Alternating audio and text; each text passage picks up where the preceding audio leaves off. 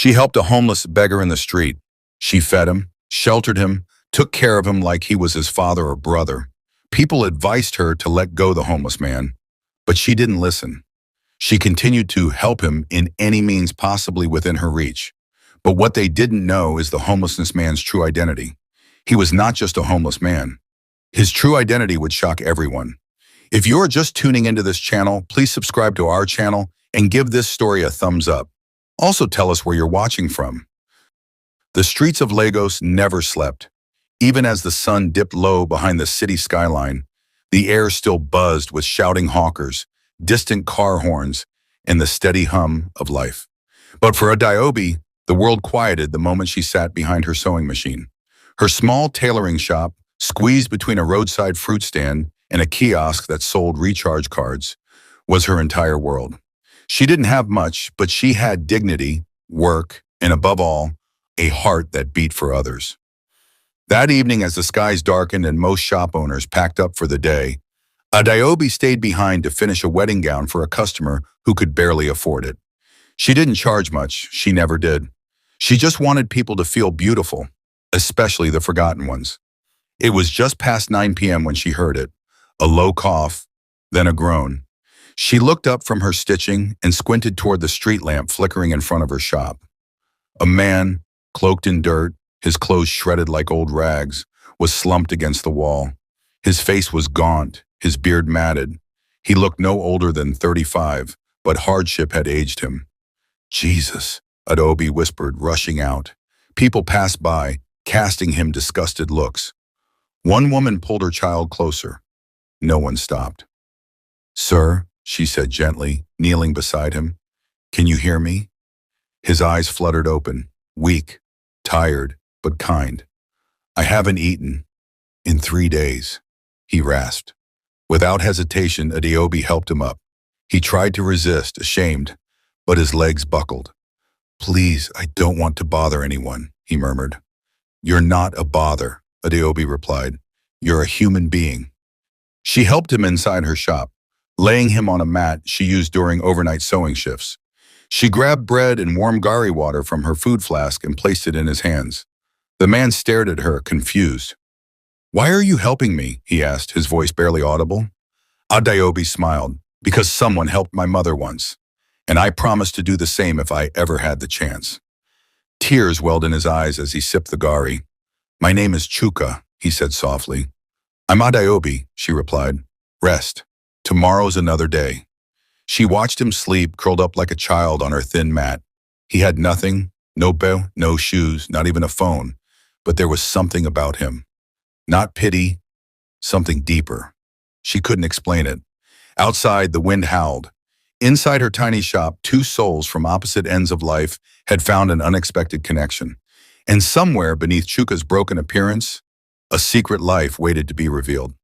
The following morning, Lagos woke up loud and chaotic, as always. Roosters crowed against the distant honk of Danfo buses.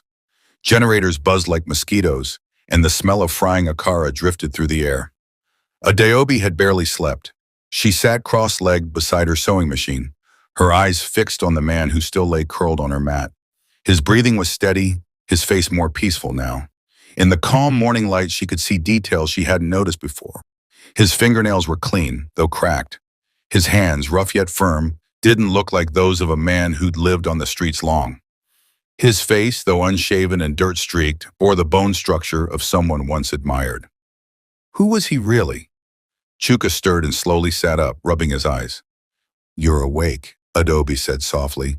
His eyes found hers. "I thought I dreamed it. You helping me." She handed him a warm cup of pap she'd prepared from her last portion of cornmeal. "No dream, just kindness," she said with a small smile. He took it with trembling hands. "I don't know how to thank you." "You don't have to, just get better." Chuka drank slowly, his body still weak. "You don't even know me." "Maybe that's the point," Adeobi said, rising to open her shop's wooden shutters. Morning light spilled into the room. She went about folding fabric, arranging threads, and preparing for the day's work. But she could feel his eyes following her, watching her move with quiet diligence, like a woman used to enduring more than she shared. I should leave before I become a burden, he said after a while. Adeobi turned to him, her voice firm. Where would you go, Chuka? The streets? Back to starving? His silence was an answer. You're not going anywhere.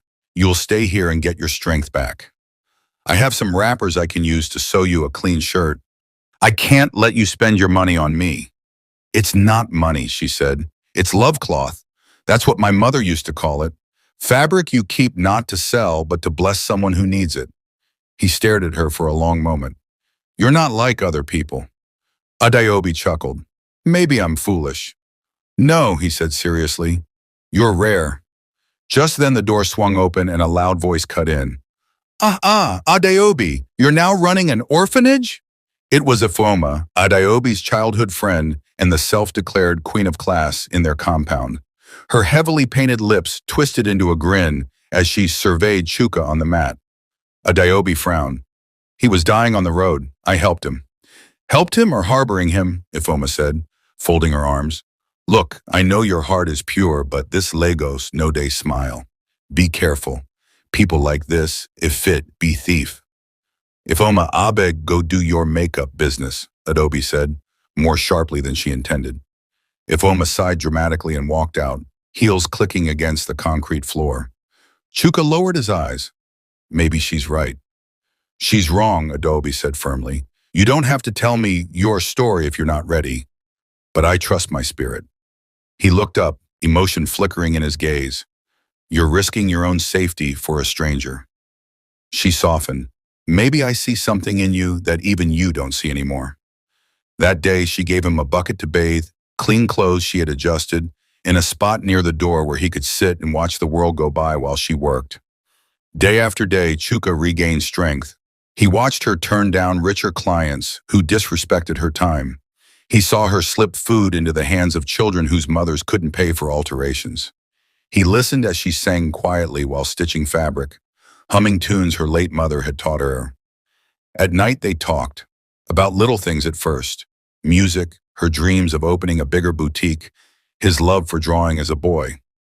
But Chuka never spoke of his past. He always changed the subject when she asked where he came from. Still, Adeobi never pushed. She only offered what the world had denied him, dignity. But while she was content giving without condition, Chuka was slowly breaking inside. He hadn't planned to stay this long. He hadn't planned to feel anything. Yet here he was, safe, fed, warm, and captivated by a woman who saw him, not the dirt on his skin. Each time she brought him food or covered him with a wrapper when the evening got cold, a war raged within him. Should he tell her who he really was? Or keep the lie a little longer? She deserved the truth. But she also deserved someone who chose her not just in secret, but in the light. He looked at her across the room as she trimmed a piece of lace under the lamp.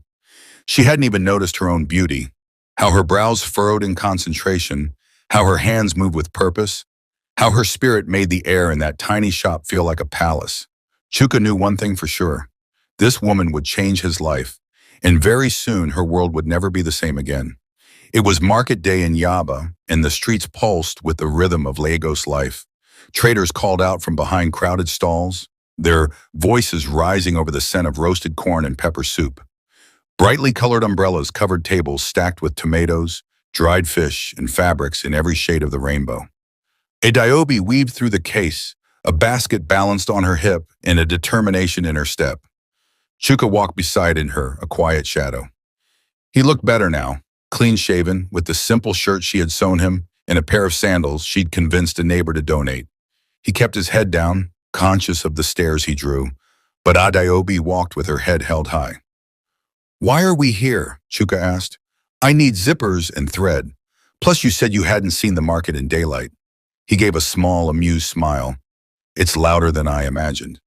Adeobi grinned. This is Lagos. Noise is part of the heartbeat. As they made their way to Mama Ejima's fabric stall, whispers trailed behind them. Some people greeted Adeobi kindly, others stared at Chuka with suspicion. Still, she greeted everyone with her usual warmth. At the stall, Mama Ejima, a large, boisterous woman with a wrapper tied tightly around her waist, raised her brows when she saw Chuka. Adeobi, who be this one? This is Chuka. He's A friend, she said, choosing her words carefully. Mama Ejima narrowed her eyes. This one looks like street boy. You dey follow beggar now? Adeobi's stomach tightened. He's not a beggar. He's just fallen on hard times. Now so he dey start. You go give him food today. Tomorrow he go steal your shop. Mama Ejima scoffed, shaking her head. You too soft-hearted. I believe in second chances, Adeobi said, keeping her voice steady. Chuka remained quiet, his gaze locked on the ground.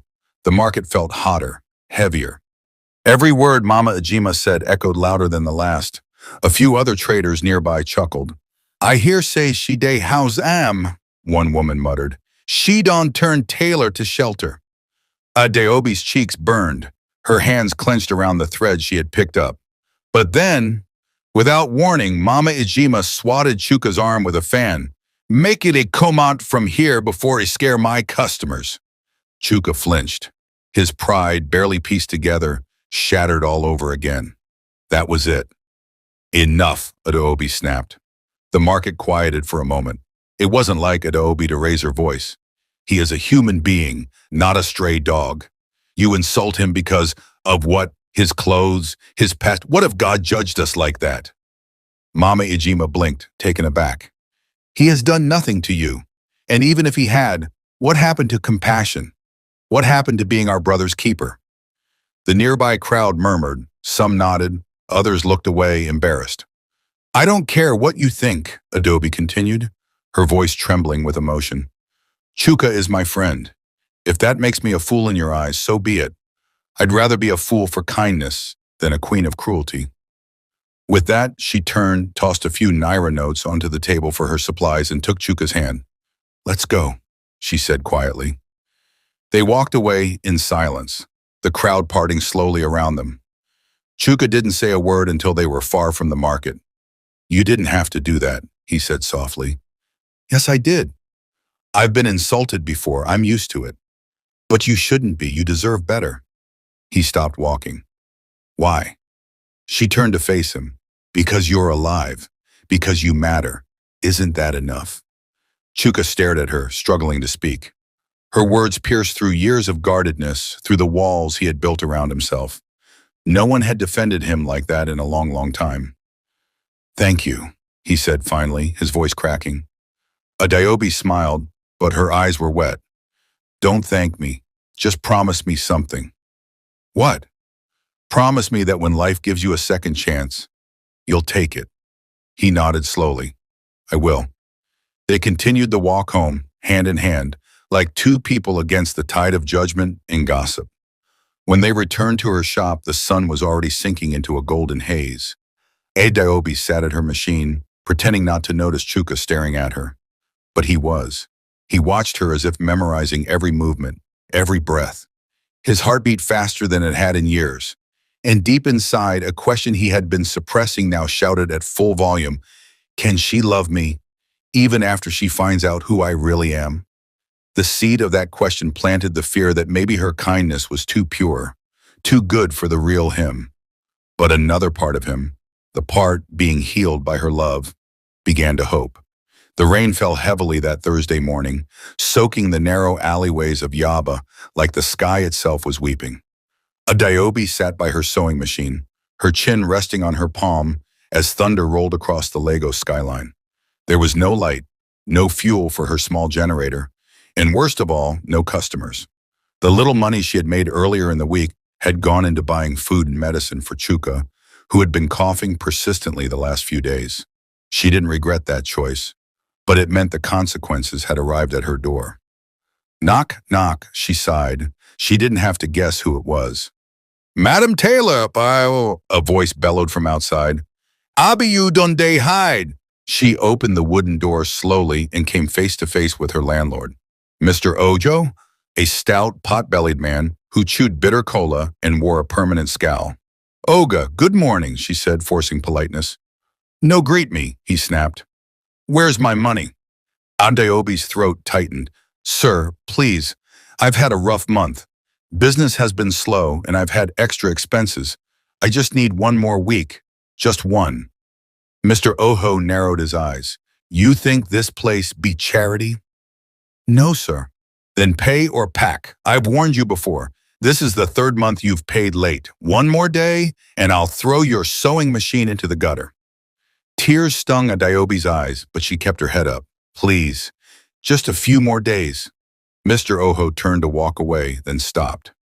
That man you're hiding in your shop. He fit afford rent? Adeobi flinched. You better be careful, Adeobi. Kindness doesn't pay bills, he spat, then stomped off. She closed the door and leaned against it, her breath shaking. Chuka, who had been sitting quietly by the corner listening to everything, slowly rose. I'm so sorry, he said. This is because of me. No, it's not. This is Lagos. There's always something. You're helping me while you're drowning. I'm not drowning, she lied, just swimming in deep water. Chuka looked down, fists clenched. You shouldn't have to suffer for helping someone like me. Adobe knelt beside him. You're not a burden. Don't ever think that. If I had to choose between a full purse and helping someone in pain, I'd still choose to help. He looked into her eyes and saw something he couldn't explain. Strength, peace, grace. That night, after Adeobi had gone to sleep, Chuka stood in the corner of the shop and stared at her resting form. His mind raced. He couldn't take it anymore. He had the power to fix everything. Yet he remained hidden, paralyzed by fear. Would she still see him the same if she knew the truth? Would the warmth in her eyes turn to calculation, like so many others? He reached into his torn trouser pocket and pulled out something she had never seen, a tiny worn card folded tightly in plastic. It had a phone number and a name, his driver. He slipped out silently into the night, barefoot, hood pulled over his head, and walked into the rain. The next morning, Adeobi woke up to an unusual stillness. The rain had stopped, but Chuka was nowhere to be found. Panic surged in her chest. Chuka? She called. Chuka! No answer. She searched the street. Nothing. By noon, she had accepted the worst. Maybe he had run. Maybe he was ashamed. Or maybe he thought she'd be better off without him. The pain hit her like a knife. Not just fear, but loss. He had become part of her days, her silence, her heart. Her hand trembled as she sat behind her sewing machine again, this time unable to work. The shop felt emptier than it ever had. But just then, knock, knock, knock. She opened the door slowly, expecting Mr. Oho again. Instead, it was the landlord's daughter holding a white envelope. Good afternoon. My papa say make I give you this. Adeobi opened the envelope cautiously. Inside were crisp Naira notes. A full month's rent, plus 2 months in advance. What is this? She whispered. The girl shrugged. Some man pay him this morning. Tall, quiet, barefoot, no talk much. Just drop the money, leave. Adeobi's eyes widened. Where did he go? He no sabi. He enter keiki and disappear. Adeobi clutched the envelope to her chest, breathless. It was him. Somehow, it was him. He had gone out in the rain. For her. The mystery only deepened. Who was Chuka? How had he gotten that kind of money? And why did he hide it? She sat on her mat that night, watching the doorway long after sunset, hoping he would return. But Chuka did not come back. Not that night. Not the next day. Not for a long time. But even in his absence, he left something behind. An echo of quiet love, an act of sacrifice, and a question that wouldn't let her rest. What kind of beggar pays 3 months' rent in secret and then disappears into the night? 2 weeks passed. Adobe tried to move on with her life, but the silence Chuka left behind followed her like a shadow. She still looked at the mat in the corner of her shop every night, half hoping she would see his gentle eyes watching her again. But it remained empty, cold, still. Every knock on the door made her heart leap. Every unfamiliar voice outside raised her hopes. But none of them were him.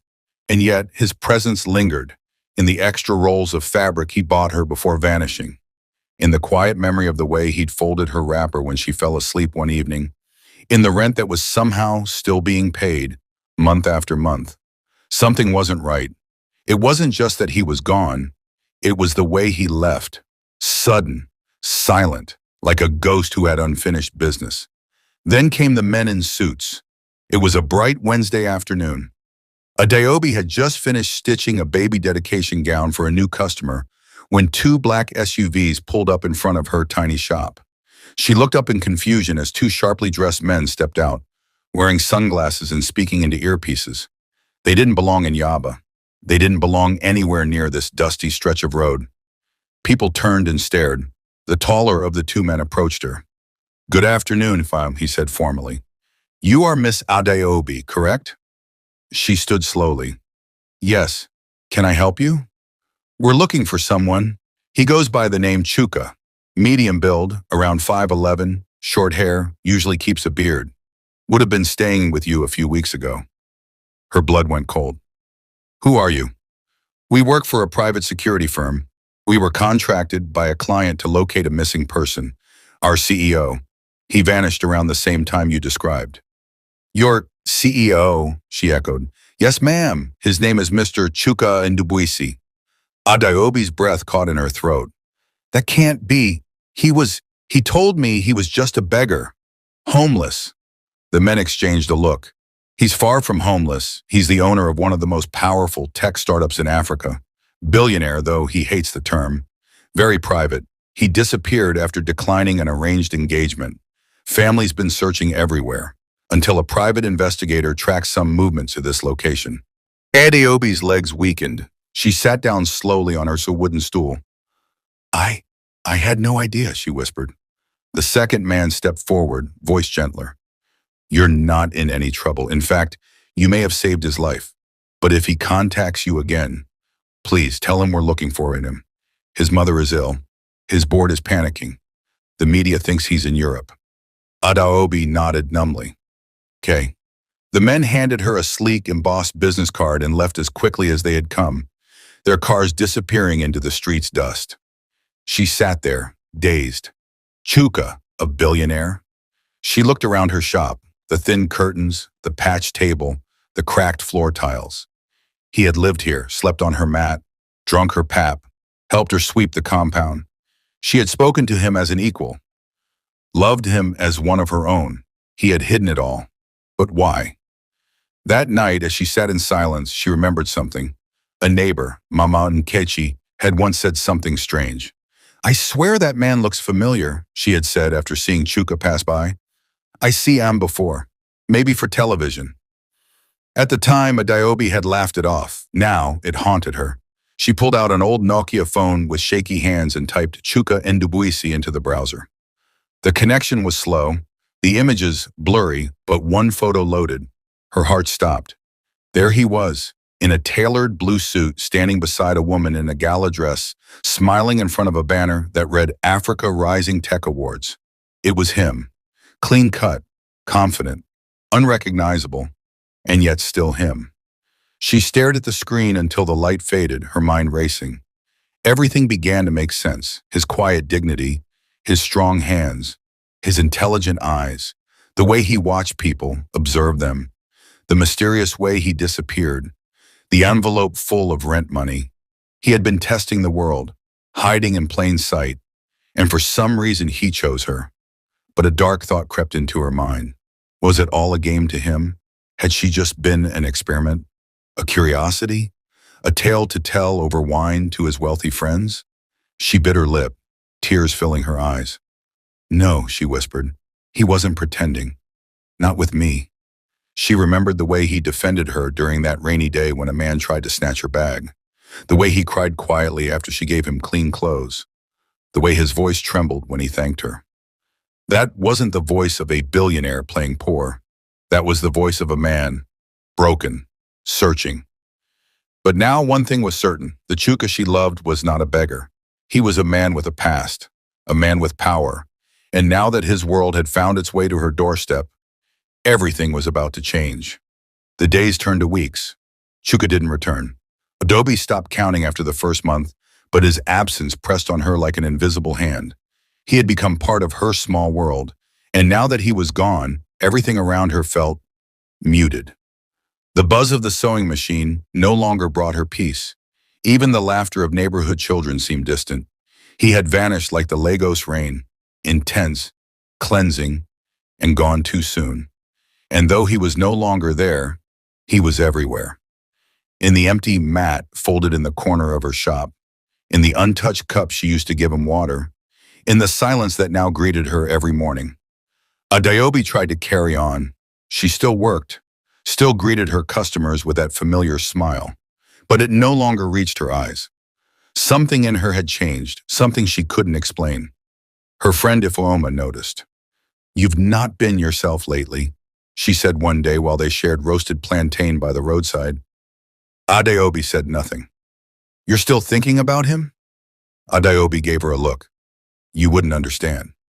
"I might," Ifeoma replied gently. "I think he meant more to you than you let on." Adeobi sighed. "He came into my life like a whisper. Quiet, gentle, and now he's just gone." "And now you've found out he's a billionaire," Ifeoma added with a smirk. "That part must hurt." Adeobi shook her head slowly. "It's not about the money, Ifeoma, it's the lie. He didn't trust me enough to tell me the truth." Ifeoma softened. "Maybe he was scared. Maybe he thought you'd see him differently." "Would I?" Adeobi whispered, more to herself than anyone else. "I don't know." That night, alone in her shop, Adeobi brought out the business card the men in suits had given her. She stared at it for a long time. Her fingers hovered over her phone. She could call. She could demand answers. She could march into whatever mansion he now lived in and confront him. But she didn't, because deep down she didn't want to chase him.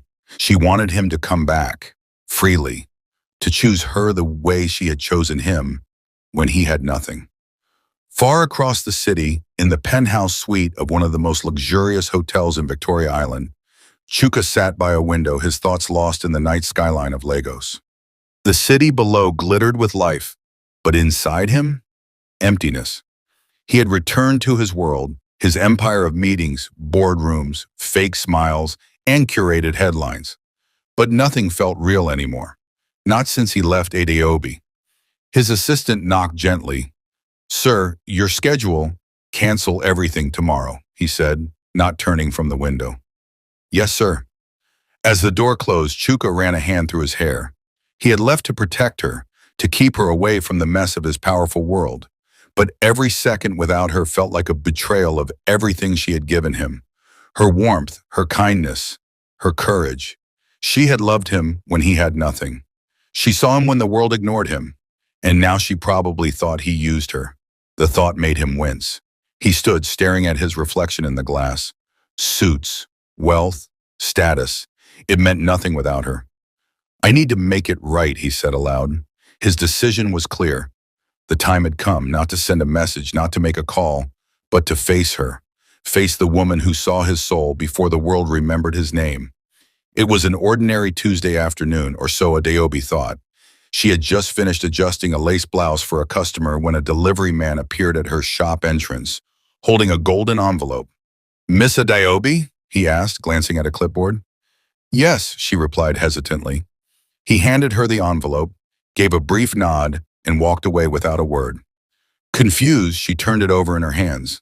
The paper was thick, elegant, and embossed with a strange crest she didn't recognize.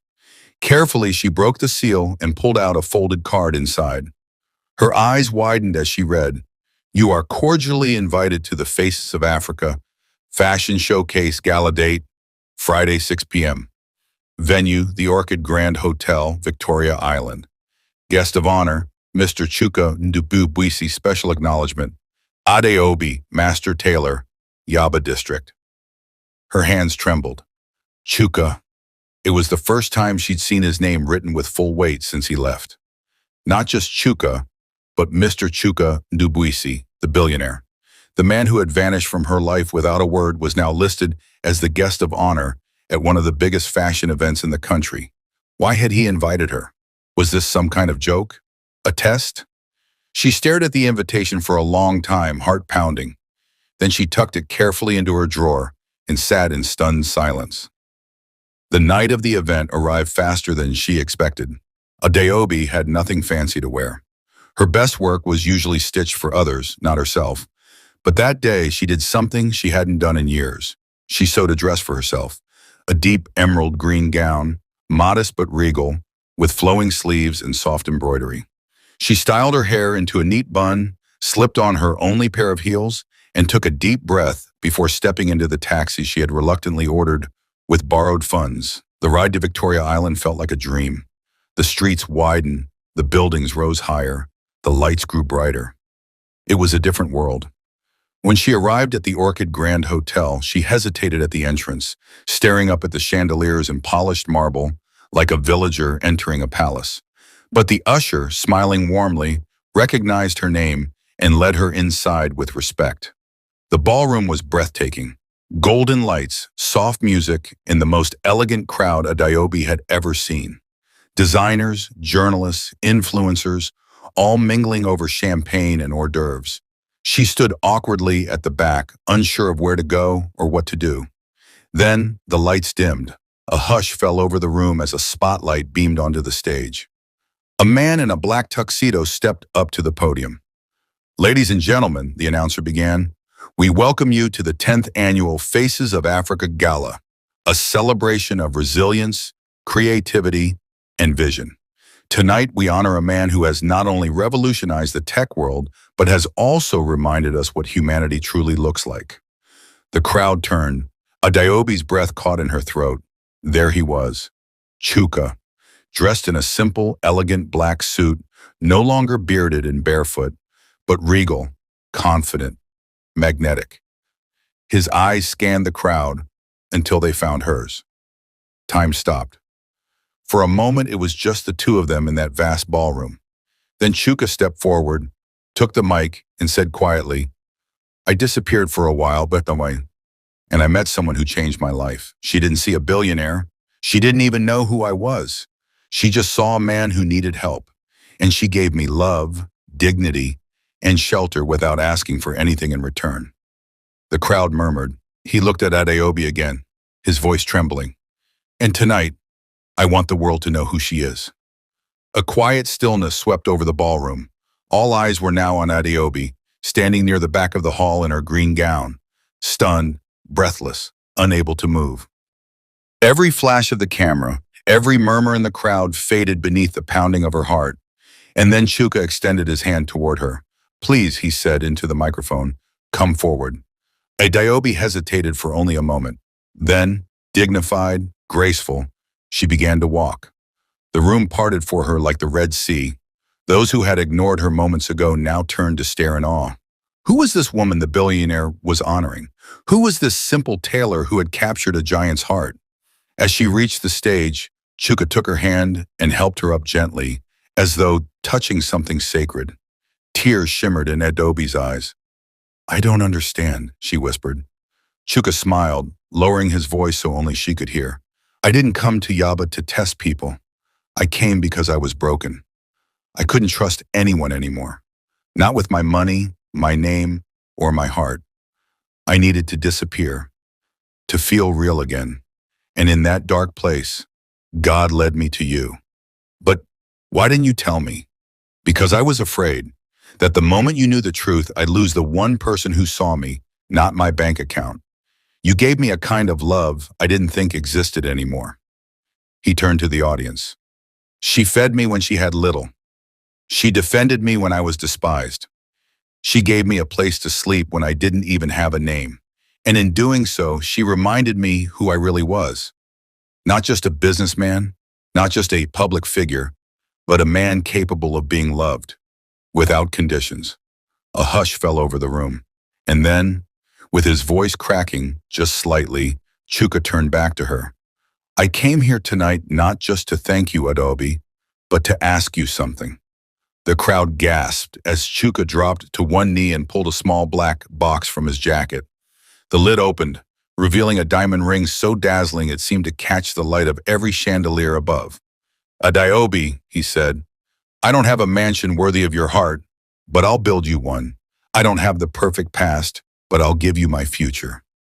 Will you marry me?" The world stood still. ADEMOYE looked down at him. The man who had once slept on her mat coughed through the night with fever and disappeared with her heart in his hand. Now here he was, on one knee, asking to make her his wife in front of the most powerful people in the city. Tears spilled down her cheeks. She nodded slowly. "Yes," she whispered. Yes, I will. The room erupted in thunderous applause. Flashbulbs lit the stage.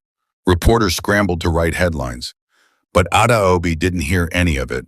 All she could hear was the sound of her heartbeat and the quiet promise in Chuka's eyes that this was real.